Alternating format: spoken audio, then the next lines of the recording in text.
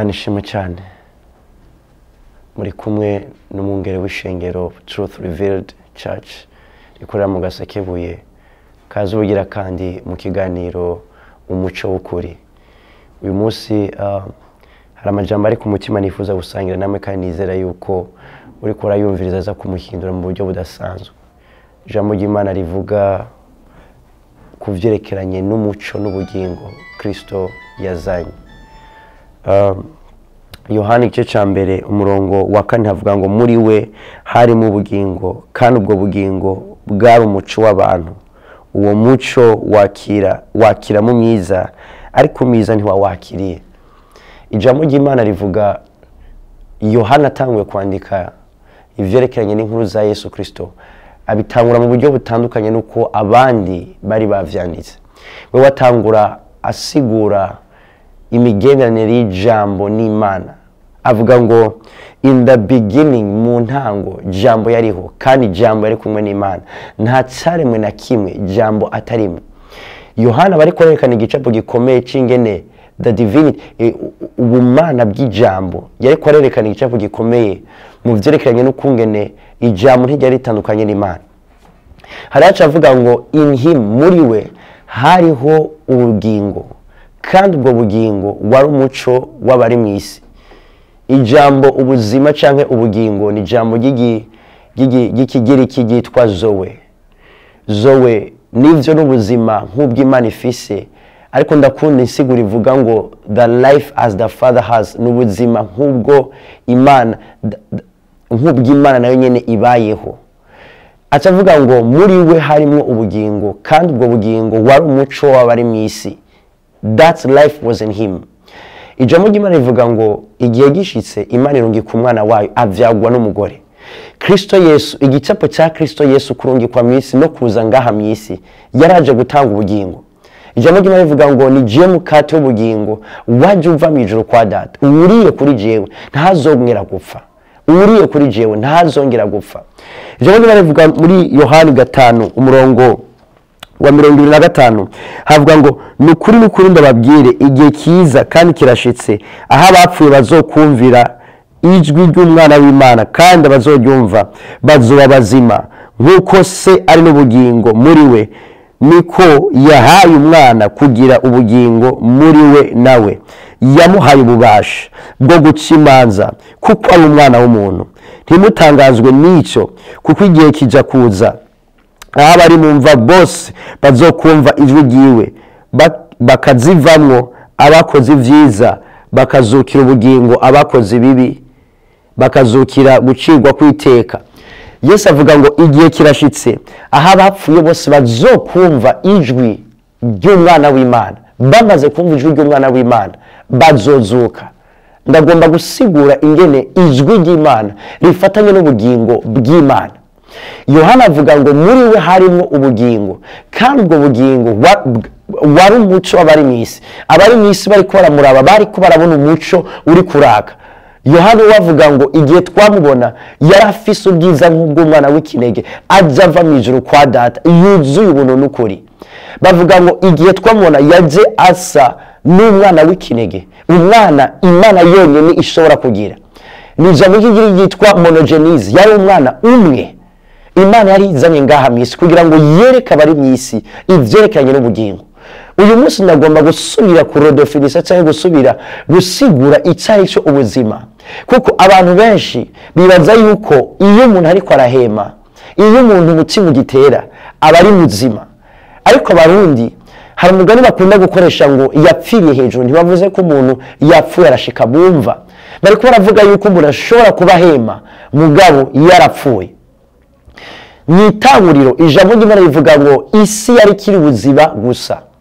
Murabe Bibiliya ivuga ngo Imana iravuga ngo habeho umuco. Imana yaratuye ijambo ryayo, yarasohoye iryo jambo. Ariko Yohana abonye avuga ngo finalma muri we harimo ubugingo kandi ubwo bugingo wari umuco w'abari mu isi. Yohana bibonye avuga ngo nta cyaremwe na kimwe atarimo, kuko uwo niwe rya jambo Imana yavuga kugira ngo uwo muco ubeho mu isi. Yavuze ngo reka habeho umuco. Bibiliya ivuga ngo Imana ibona yuko umuco ari mwiza. Ariko vyavuye he? mu yandi maversion havuga ngo Imana ihamagara umuco ngo ubeho, umuco witaba ijwi ry'Imana. Kuvuga yuko Imana ntiyari guhamagara ikitari gisanzwe gihari. Jesus is the light. Ijambo Imana cyari rivuga ngo ni jewe muco w'ubugingo. Fawos ni jewe muco. Fawos ni jambo ry'iki rivuga ngo ni ikintu gifasha umuntu kubona iforoma y'ikintu cyangwa ibara ry'ikintu. Icyo gice kiri ku mubiri gifasha umuntu kugira ngo ashobore kubona ingene icyo kintu kimeze. Batita ijisho. Amaso turiko turaraba turabona iforoma y'ikintu n'amabara. Bibiri kivuga ngo muri we harimo ubugingo, kandi ubwo bugingo bwarimwo umuco w'abari mu isi. Uyu munsi ndagomba guca akarongo kuri bino bintu. Ijambo ry'Imana, Yesu Kristo ntiyari afise ubugingo, Yesu Kristo bwari we bugingo. Igihe Imana yamutanga ku musaraba yatanze ubugingo. God gave his own son. Ijambo ry'Imana rivuga ngo abamwizeye bose baramaze kuronka ubugingo. They will not receive, ntibazokwakira. Abamwizeye ntibarindiriye kuzohabwa ubugingo. Abamwizeye ntibarindiriye kubaho ubuzima kanaka. Abamwizeye baramaze kwakira ubugingo. Ubugingo turiko turavuga si bwa bugingo abantu bavyuka mu gatondo bagiye ku kazi ngo bagiye kurondera ubuzima. Yesu akababwira ngo jewe umubiri wanje nico kurya cukuri, kandi amaraso yanje nico kunywa cukuri. Abariko barabereka yuko hariho ivyo kurya atari ubugingo, hariho ivyo kunywa bitazana ubugingo. Ibi ni bifasha kugira abantu babeho muri buno buzima. Ariko ubuzima ndiko ndavuga n'ubuzima buri hejuru y'ubugingo dusanzwe tuzi. This is a life eternal. Ijambo ry'Imana rivuga ngo ubu nibwo bugingo budashira, ko bakumenya wewe Mana y'ukuri. That's the prayer of Jesus Christ. Ryari isengesho rya Yesu, yuko bamenya Imana, we bamumenya. Akacavuga ngo bamaze kukumenya, that is the life. Ubuzima niko ndavuga, it's the knowledge. Nukumenya umwana w'Imana, nukumenya umwana w'Imana. Uyu munsi ndifuza kuvugana n'abariko baranyumviriza bose. There is a life, hari ubuzima Imana yashize muri wewe. Ubwo buzima ntibupfa, ubwo buzima buratandukanye n'ikintu cyose wigeze kubona. Bibiliya ivuga ngo abamwakiriye bose yabahaye ubushobozi bwo gucika abana b'Imana. Mwumva ikintu kimwe, niyo batavyawe n'inyama n'amaraso. Ni kuvuga ko ubuzima ndiko ndavuga si ubuzima wakiriye cyangwa si ubuzima uzi kuva ukivuye mu nda ya mama wawe. Ni ubuzima ndiko ndavuga bw'umuntu yavutse ubwa kabiri, yavyawe n'ijambo ry'Imana. Ijambo ry'Imana rivuga ngo being born again by the incorruptible word. Tumaze kuvuka ubwa kabiri tuvyawe n'imbuto itabora. Umuntu wese yavyawe n'imbuto itabora, iyo mbuto y'ijambo ry'Imana, arafise ubuzima budashobora kubora.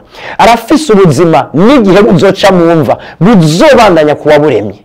Ubuzima ndiko ndavuga si ubuzima burangirira ku mpanda.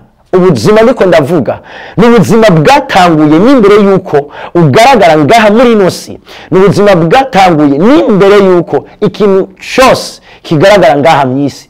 Ijambo ry'Imana rivuga ngo nguyu umwagazi w'intama w'Imana yabambwe uhereye ku kuremwa kw'isi. So what is life? Iyo turiko turavuga zoe, iyo turiko turavuga ubuzima bw'Imana, iyo turiko turavuga uwo muco w'ijambo ry'Imana n'ubuzima bw'Imana, ni igiki tuba turiko turashaka kuvuga? Tuvuze ubuzima bw'Imana, ni ivyiyumviro vy'ingene Imana ibona ubuzima, ni ivyiyumviro vy'ingene Imana nayo nyene ibayeho. Imana ibayeho gute?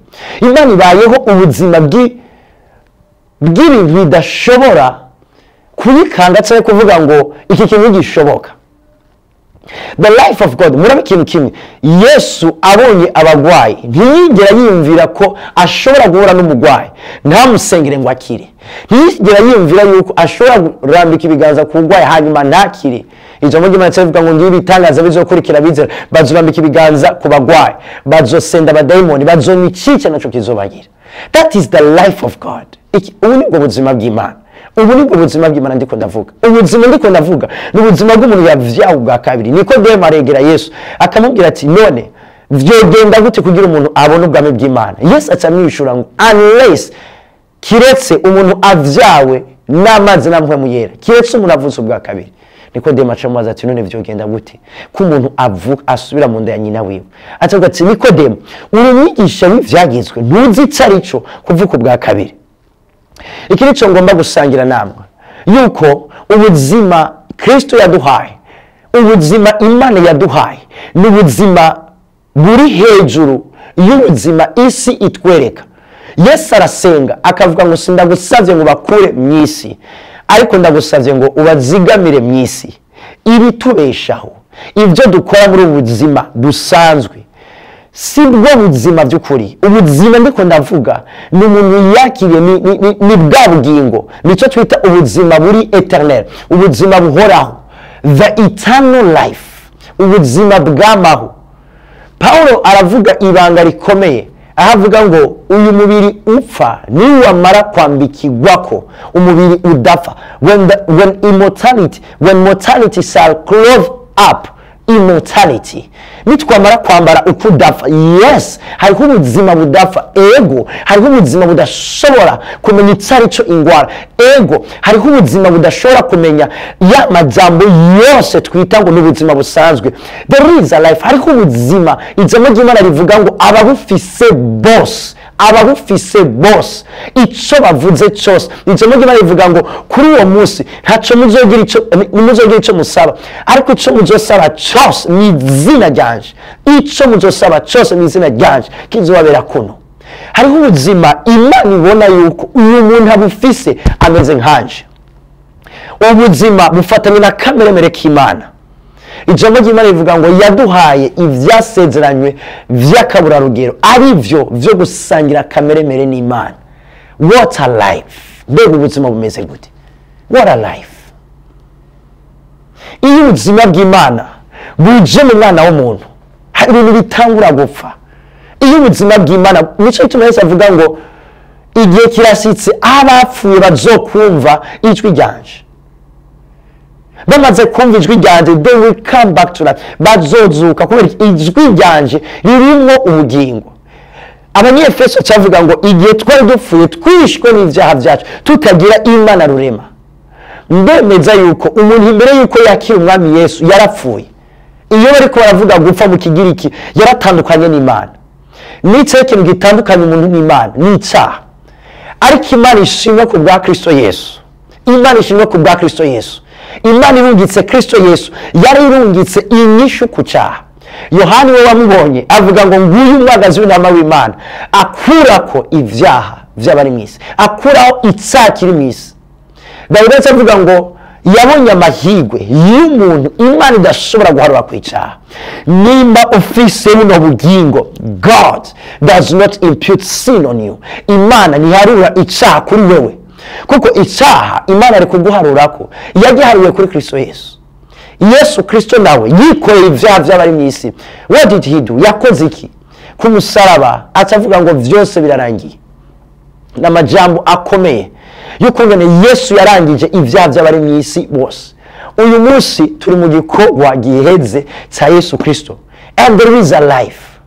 Aha munsi baba ariko baravuga ngo ivyagezwe vyazanywe na Mose. Ivyagezwe yari amategeko agomba kubwira abantu ingene bakwiye kubaho. Aya mategeko bayasoma hanze, ariko ivyagezwe ntitari gicapo c'Imana cyo kwerekana vy'ukuri ingene umuntu abaho ubuzima buvuye indani. Ivyagezwe bwari ubuzima buvuye hanze bagerageza kwinjiza indani. Nico gituma bavyambara ku maboko bakavyandikana kugira abantu bariko barabisoma kugira ngo barondere ingene bahimbara Imana. Bibiri kivuga ngo ibi vyagezwe vyazananye na Mose, but grace and truth, ariko ubuntu n'ukuri vyaziye muri Kristo Yesu. Kora ibihama uhimbara Imana. No, umwana w'Imana ico yazanye icakora hama kugira ngo wewe uhimbara Imana. You please God because of the finished work of Christ. Uhimbara Imana kubw'igikorwa giheze ca Yesu Kristo. Rero icamo ry'Imana ririko riravuga ku bugingo, turiko turavuga ko that's life, ubugingo, ico twita the divine life of God. Ubuzima bw'Imana burashobora gukwira mu mwana w'umuntu. Ubuzima bw'Imana burashobora kuzura mu mwana w'umuntu, in the spirit, mu mpemu y'umwana w'umuntu. Remember, wibuke yuko igihe wavuka ubwa kabiri, impemu yawe yaravutse ubwa, your spirit, impemu yawe yaremwe gushasha. Igihe wavuka ubwa kabiri, impemu yawe yakiriye capacity yo gutwara Imana, yakiriye capacity yo kugendana, yo gutsika nk'itsimana iri. Bibiri kivuga ngo, is it not written in your gods? Ntivyanditswe mu vyagezwe vyanyu yuko murutumana dutoye. Yes. Why? Kubera iki? Dufise kameremere k'Imana. Bibiri kivuga ngo, reka tureme umuntu in our image. Tureme umuntu asa ishusho yacu, asa natwe, kandi ateye nka twebwe. Ibintu ndiko ndavuga n'amajambo ushobora kumviriza n'igihe ufise ingwara kanaka mubiri wawe, it will grow. Iyo ngwara, why? Hariho ubuzima buri muri wewe budashobora kubana n'ingwara. Hariho ubuzima buri muri wewe Imana yaguhaye kugira ngo ubeho ubuzima abandi batabayeho, kubera ico wizeye. Akarero, ugiye kwa muganga bakakubwira ko urwaye, n'igihe utobugwaye ushitse muhira ushika wumva umengo uragwaye, kandi naho waba bakubesha wosanga mu minsi mikeyi umubiri wawe utangwe ku develop amasymptome y'ingwara. Kubera iki? Ni inkuru wumvise. Hari inkuru iminsi yose iyo tuyumvise ubuzima butangwa kududubiza muri twebwe. Yesu atavuga ngo nimutinye ikiza cyica umubiri, don't fear that. Nimutinye ikiza cyica umubiri, ariko mutinye ikiza cyica umubiri kikagira ko ni mwemwe. Yesu atavuga ngo ugomba kuziga mu buzima bwiwe azobubura. That's how things are. Uko niko ibintu bimeze, uko niko abantu babayeho. Barondera ubuzima bwo kuzigama ivyo bafise. Ariko Yesu avuga ngo ariko ubuheba kubwanje azoburonka. I will raise it for him. Nzobuzura ku munsi w'iherezo.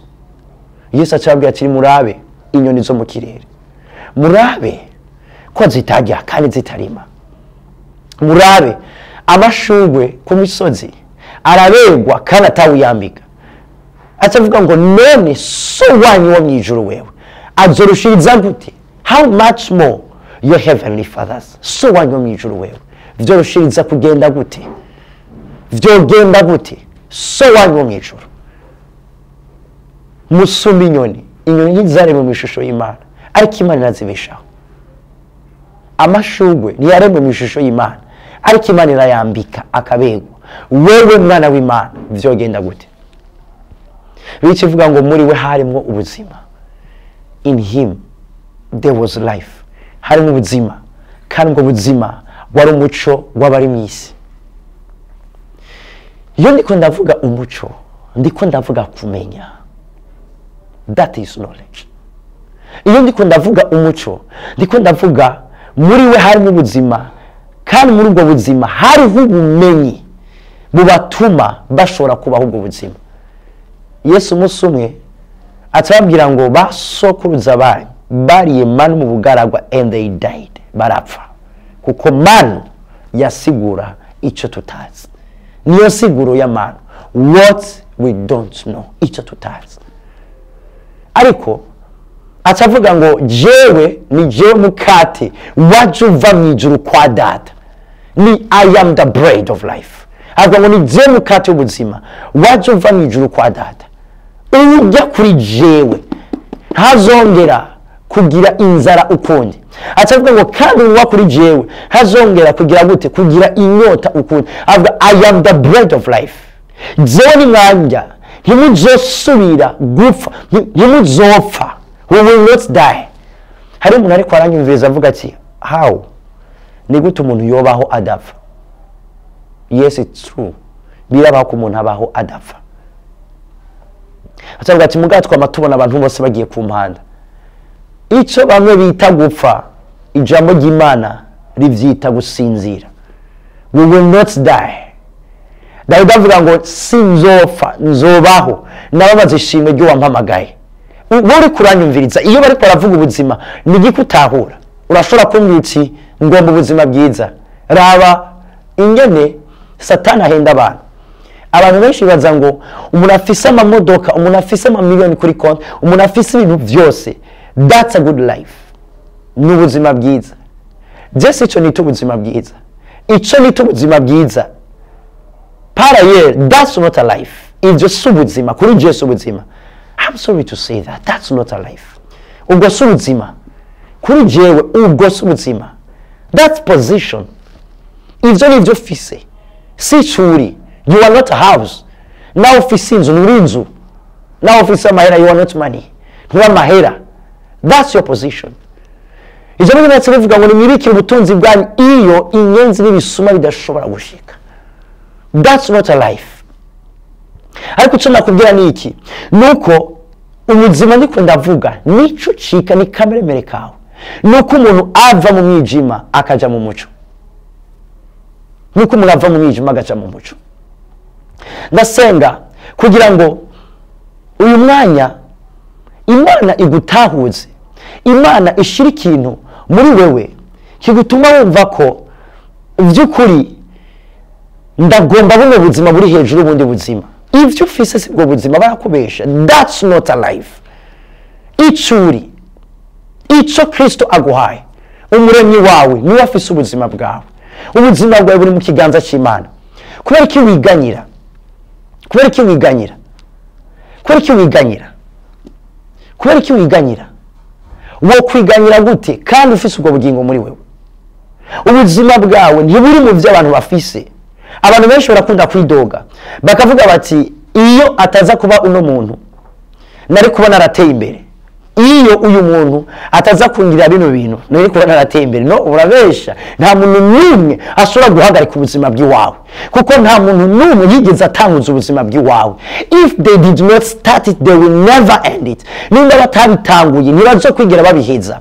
Your life, ubuzima bwawe ntiburi mu biganza by'abana b'abantu. Ubuzima bwawe ntiburi muri systeme y'isi. Nico gituma ndaguhamagarira buno buzima bwo muri Kristo Yesu. Wasuranye na Kristo, witsaranye na Kristo, you are even hidden, unyegejwe muri Kristo Yesu, kugira ngo ivyo mwisi bikurondeye ntibikubone. Ivyo ufise sibwo buzima bw'iwawe. Ubuzima uno munsi uri kurabamo uvuga uti jewe kuva mu gatondo, kuva ku wa mbere gushika ku wa Mungu, ubuzima ndiko ndabona sindabunezerewe. That's not your life. Icyo nico Satani yifuza ko wizera, yuko ubuzima bwawe bwaremewe kuba mu mubabaro, bwaremewe kunanirwa. No, itsazanye umwana w'Imana kwari kugira ngo ababaho bariho batacinezereza ariko banezereza uwababambiwe. That's not your life. Uyu munsi naje guhagurutsa revolte kanaka mu buzima bw'iwawe, yo kugira yuko hakana ubuzima kanaka, hakana ubuzima kanaka, hakana ubwo buzima urashobora gufata ukaguhamba uri muri ubwo buzima.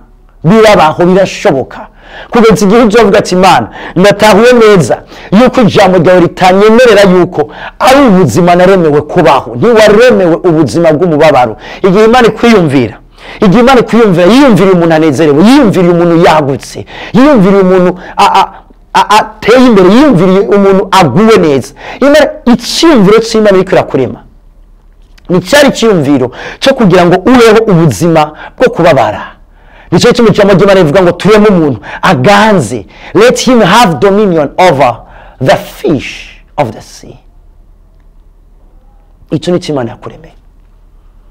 Imana ikuremye yariko yiyumvira umuntu abayeho atabuze ikintu na kimwe. Imana ariko yiyumvira umuntu abayeho afise vyose yamuremeye. Imana iriko irakurema. Bibiliya ivuga ngo twaremwe mu buryo buteye ubwoba kandi bw'igitangaza. Mwene data uri kuranyumviriza, ubuzima ndiko ndakubwira ni ubuzima Imana ihamagarira uwizera wese. Uwizera wese. Bibiliya ivuga ngo umugorotsi wanje ntazobeshwaho n'umutsima gusa, ariko azobeshwaho n'ijambo ryose riva mu kanwa k'Imana. Ubwo n'ubuzima bw'umugorotsi w'Imana yizeye Imana. Ashobora kumbaza ati umuntu yoshobora kuba umugorotsi? Ego, umugorotsi n'ujya yizeye ijambo ry'Imana. That's the righteousness by faith. Niko kugororoka biciye mu kwizera. Ndakwinginga mwene data, uko vyo bimeze kose, uko bisa kose, ubuzima bwawe utangure kubukura mu gihande abantu babushizemo. Utangure kubukura mu gihande ekonomi y'igihugu idesida, cyangwa ubutunzi bw'igihugu budesida. Utangure kubikura mu biganza by'abantu, utangure ubushire mu biganza by'Imana. Erega ibuka n'Imana yaburemye. Imana irazi ubuzima bwawe kuko niyo yabuguhaye. n'umuntu yaguze telefone bamuhana agatabo ngenganyigisho kitwa catalogue kugira ngo ikibazo kizoba kuri telefone azobe muri ako gatabo hanyuma amenye ico gukora. Nawe Imana imaze kuguha ubwo buzima yaguhaye ijambo ryayo, he gave you his word. Imana iguhaye ijambo ryayo irakwihaye ubwayo kuko Imana yashize ijambo ryayo hejuru y'izina ryayo. Receive that life in the name of Jesus. Ubwo buzima aho uri hose ubwakire. Ntibibaze ko igihamana kuba uno munsi uri kuranyumviriza. Hari ubuzima Imana igomba kururutsa aho uri hose mu izina rya Yesu Kristo. Sinzi ingwara ufise, sinzi ibibazo ufise, sinzi agahinda ushobora kuba ufise mu mutima, ariko icyo naje kukubwira niki nuko ndabizi neza ko atari bwo buzima Imana yaguhamagariye kubamo. Icyo nicyo kitumenyesha yuko iyo dusavye itwumva, nuko icyo dusavye irakiduha because he hears us, iratwumva. Kubw'ivyo ndaguhamagariye buno buzima, ndiko ndaguhamagara aho uri hose. Urashobora kuba uri ahantu ucitse intege mu buryo bwose uvuga uti pastor je nta kintu na kimwe ngisigaranye mu buzima gishobora kuma ivyizigiro vya kazoza, vyose vyaheze. Ndagomba ndakubwire ko ndagufitiye inkuru nziza. Nimba tacu ufise usigaje uhagararako, ico ushoboye guhagararako ni Kristo Yesu. Bibiliya imwita ngo le prince de la vie, umwami w'ubugingo. Uyu munsi ni wizera ijambo ry'Imana, Kristo arakugera muzima. Kubw'ivyo ndashima Imana yuko uri kurankurikira muri kino kiganiro, ubuzima bwawe butazosubira kuba uko bwari. Your life, ubuzima bwawe ni Kristo Yesu. Umuntu wese abaho ajya anwa ijambo ry'Imana rigusaba nuko ubaho ujya kandi wongera unwa ijambo ryayo. Turashimiye bari ko baradukurikirana. Imana iguhezagire aho uri hose. Turizeye ko rino jambo ry'Imana ryashitse kuri wowe kandi iri jambo ry'Imana riri kurahindura ubuzima bwawe mu buryo budasanzwe. Umwami aguhezagire mu izina rya Yesu Kristo. Amen.